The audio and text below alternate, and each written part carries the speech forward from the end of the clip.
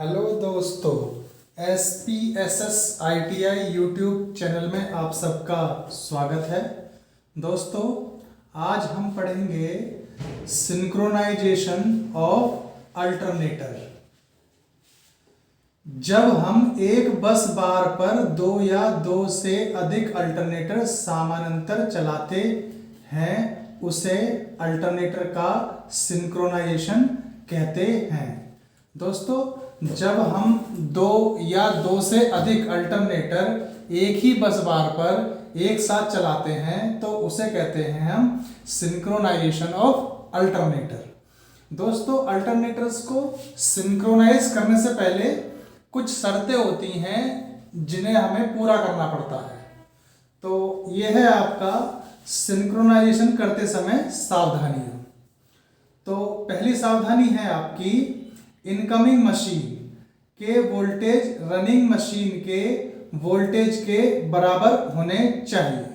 यानी दोस्तों, running machine तो हमारी वह मशीन है, यानी वह अल्टरनेटर है जो पहले से ही बस बार पर चल रहा है, और इनकमिंग मशीन वह मशीन है या अल्टरनेटर है जो हमें उसके पैरेलल में चलाना है। तो इसकी इनकमिंग मशीन की वोल्टेज हमेशा रनिंग मशीन के वोल्टेज के बराबर होनी चाहिए। दूसरी है दोस्तों, इनकमिंग मशीन की फ्रीक्वेंसी रनिंग मशीन की फ्रीक्वेंसी के बराबर होनी चाहिए। दोस्तों, जो अल्टरनेटर हमारा पहले से ही बस बार पर चल रहा है यानी रनिंग अल्टरनेटर है, उसकी फ्रीक्वेंसी जो इनकमिंग अल्टरनेटर है हमारा, एक है या दो है जो भी है, उसकी फ्रीक्वेंसी और रनिंग मशीन की फ्रीक्वेंसी बराबर होनी चाहिए। मान लीजिए कि रनिंग मशीन यानी जो हमारा अल्टरनेटर पहले से ही बस बार पर कार्य कर रहा है, उसकी फ्रीक्वेंसी अगर 50 साइकिल पर सेकंड है तो उसके पैरेलल में हम दो अल्टरनेटर चलाएं, चार चलाएं, तो उन सभी की फ्रीक्वेंसी भी 50 साइकिल पर सेकंड होनी चाहिए। तीसरी है दोस्तों, इनकमिंग मशीन का फेज सीक्वेंस रनिंग मशीन के फेज सीक्वेंस के समान होना चाहिए। तो दोस्तों, रनिंग मशीन यानी वह अल्टरनेटर जो हमारा पहले से ही बस बार में चल रहा है, उसका फेज सीक्वेंस हम उसके पैरेलल में जो दो या तीन अल्टरनेटर चलाएंगे उसके फेज सीक्वेंस के समान होना चाहिए। इसके बाद है दोस्तों आपका methods of synchronization of alternators. दोस्तों, जब हम किसी अल्टरनेटर के पैरेलल में एक ही बस बार पर दो, चार, छह या एक अल्टरनेटर चलाते हैं तो उसके लिए हमें कुछ मेथड्स का प्रयोग करना पड़ता है। इसमें पहला है आपका बाई लैंप्स मेथड, यानी लैंप के द्वारा हम दो अल्टरनेटर्स को पैरेलल चलाएंगे। यहां पर देखिए दोस्तों, सॉरी दोस्तों, यहां पर ये बस बार है, सिंगल फेज बस बार। ये फेज के लिए ब्राउन कलर है और न्यूट्रल के लिए ब्लू कलर है। यहां पर दोस्तों मैं आपको एक बार बता दूं, जो हमारा इंडिया का वायरिंग कलर कोड है वो जो नया आया है उसमें थोड़ा सा बदलाव हुआ है। उसमें फेस के लिए तो ब्राउन कलर इस्तेमाल करते हैं और न्यूट्रल के लिए ब्लू कलर इस्तेमाल करते हैं। दोस्तों, इसके बारे में मैंने एक वीडियो पहले से ही बना के अपलोड कर रखी है, आप चैनल पर जाकर इसको देख सकते हैं, और मैं इसका उस वीडियो का लिंक इस वीडियो के डिस्क्रिप्शन में भी दे दूंगा, आप चाहे तो यहां से देख सकते हैं। दोस्तों, तो यहां पर हमारी सिंगल फेज बस बार है और ये हमारा है रनिंग मशीन, यानी यह अल्टरनेटर पहले से ही हमारा इस बस बार पर कार्य कर रहा है। अब हमें इसके पैरेलल में इस अल्टरनेटर को चलाना है, तो उसके लिए हमें सबसे पहले लेनी पड़ेगी डीपी यानी डबल पोल स्विच। यह एक डबल पोल स्विच है और दो लैंप लेने पड़ेंगे, एक लैंप ये है, एक लैंप ये है। अब दोस्तों, इन दोनों के कनेक्शन कैसे होंगे? जो हमारा पहला लैंप है उसका एक तार तो हमारा फेज में होगा और दूसरा तार भी हमारा अल्टरनेटर के फेज से जुड़ेगा, और ऐसे ही हमारा दूसरा लैंप है, इसके कनेक्शन भी इसी प्रकार होंगे। इसका एक तार न्यूट्रल से लगेगा और दूसरा तार भी अल्टरनेटर के न्यूट्रल से कनेक्ट होगा। इधर दोस्तों सॉरी दोस्तों, इधर हमारा 3 फेज बस बार बना हुआ है, आर वाई बी और न्यूट्रल, और ये हमारा रनिंग मशीन है। पहले से ही इस बस बार पर ये अल्टरनेटर चल रहा है और इसके पैरेलल में हमको ये अल्टरनेटर चलाना है। तो दोस्तों इन सभी लैंप्स के कनेक्शन भी इसी प्रकार होंगे कि जो हमारा बस बार का रेड है यानी फेज है वो अल्टरनेटर के फेज से कनेक्ट हो जाएगा, और जो हमारा दूसरा फेज है उसका फेज लैंप के द्वारा अल्टरनेटर के फेज से कनेक्ट हो जाएगा। इसी प्रकार इन चारों लैंपों को भी हम कनेक्ट कर लेंगे। अब दोस्तों हमें इस बात का ध्यान रखना है, यह हमारी है डार्क लैंप मेथड, यानी अगर ये लैंप बंद हैं यानी ऑफ हैं यानी बुझे हुए हैं तो हमारा अल्टरनेटर बिल्कुल रेडी है इसके साथ चलने में।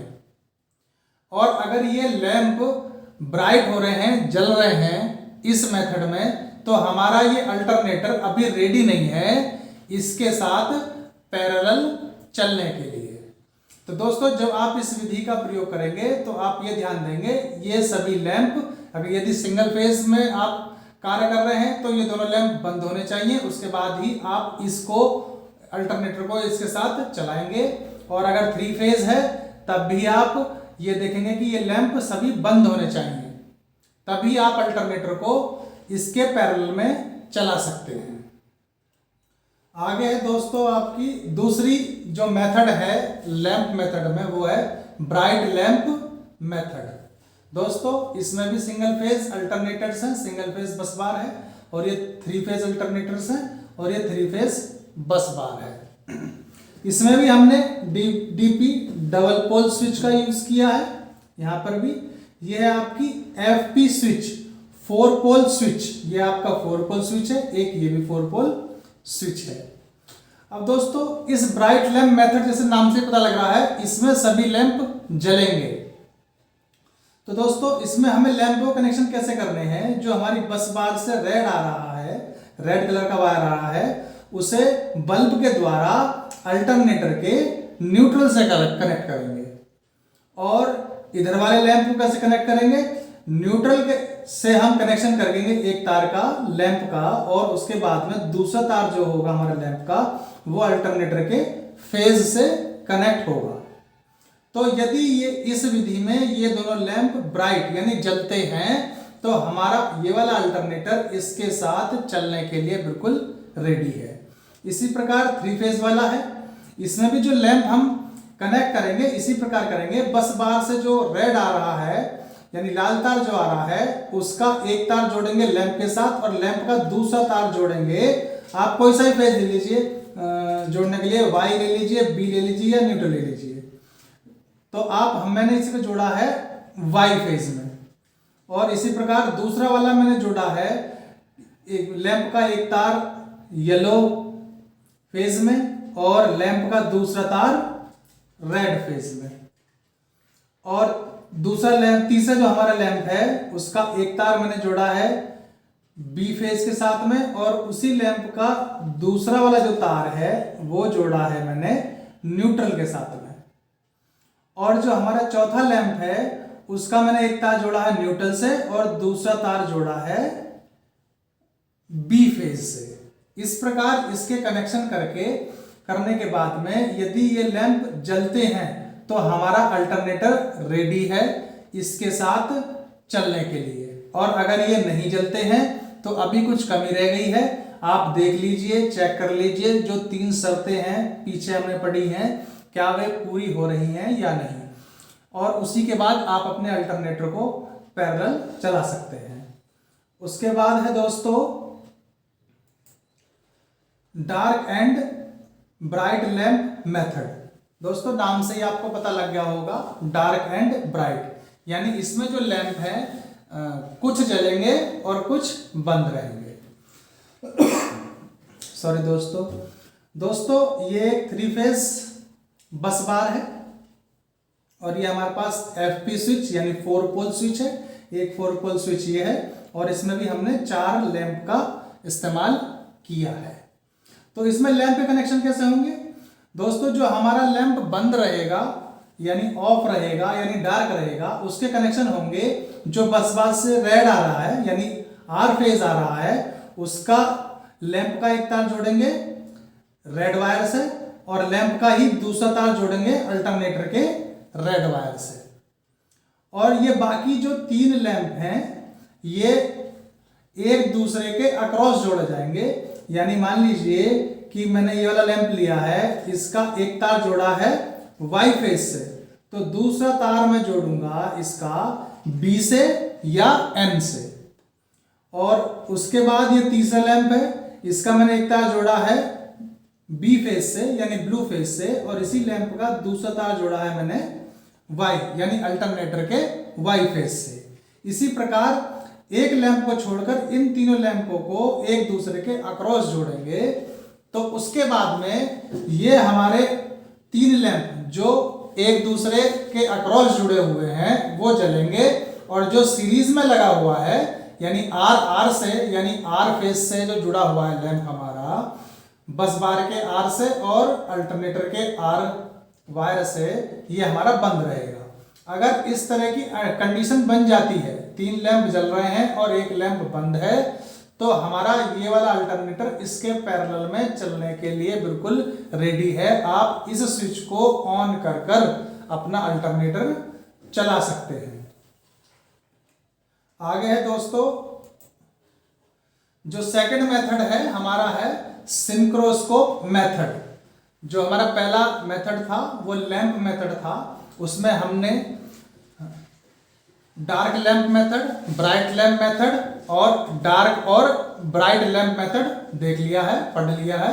और अब जो सेकंड विधि है वो है सिंक्रोस्कोप मेथड। दोस्तों इसमें भी हम एक 3 फेज बस बार का यूज करेंगे, और ये हमारा रनिंग अल्टरनेटर है और ये हमारा इनकमिंग अल्टरनेटर है, यानी इस अल्टरनेटर को इसके पैरेलल में चलाना है। यहाँ पर हमने 4 पोल स्विच, एक ये है 4 पोल स्विच ये लिया है, लेकिन यहाँ पर इन दोनों को सिंक्रोनाइज करने के लिए मैंने एक यंत्र का उपयोग किया है जिसका नाम है सिंक्रोस्कोप यंत्र। तो दोस्तों इसमें आप देख भी रहे होंगे, एक तरफ तो लिखा होगा स्लो, एक तरफ लिखा होगा फास्ट, और बीच में 0 होगी। तो इसके कनेक्शन कैसे करेंगे? इसके कनेक्शन भी हम बिल्कुल डार्क लैंप मेथड की तरह करेंगे। इसका एक तार जोड़ देंगे हम बस बार के रेड के साथ में, और दूसरा तार जोड़ देंगे अल्टरनेटर के रेड तार में। उसी प्रकार दूसरा वाला तार बस बार के वाई फेज के साथ जोड़ देंगे, और फिर इसका ही दूसरा तार हम अल्टरनेटर के वाई फेज के साथ जोड़ देंगे। दोस्तों अगर ये सुई यानी ये पॉइंटर जो है अगर फास्ट की तरफ जाता है तब भी प्रॉब्लम है, और अगर ये स्लो की तरफ जाता है तब भी प्रॉब्लम है। तो यानी हमारे अल्टरनेटर में अभी कुछ ना कुछ कमी रह गई है, तो हम इसे उस समय इसके साथ नहीं चलाएंगे। जब हम सही से चेक कर लेंगे, सारी शर्तों को मिला लेंगे, उसके बाद में हमारी ये जो पॉइंटर है, ये सुई है, ये 0 पर पहुंच जाएगी। और 0 पे पहुंचने के बाद में यानी जब हमारी सिंक्रोस्कोप यंत्र की सुई 0 पर होगी, तब हम ये समझेंगे, ये मानेंगे कि ये हमारा अल्टरनेटर इस रनिंग अल्टरनेटर के साथ सिंक्रोनाइज हो सकता है, और उसके बाद हम अपने इस स्विच को ऑन कर देंगे और ये दोनों अल्टरनेटर आपस में पैरेलल होकर चलना शुरू कर देंगे। दोस्तों यदि आप इस चैनल पर नए हैं तो चैनल को सब्सक्राइब करना ना भूलें, वीडियो को लाइक करें, शेयर करें। Thank you.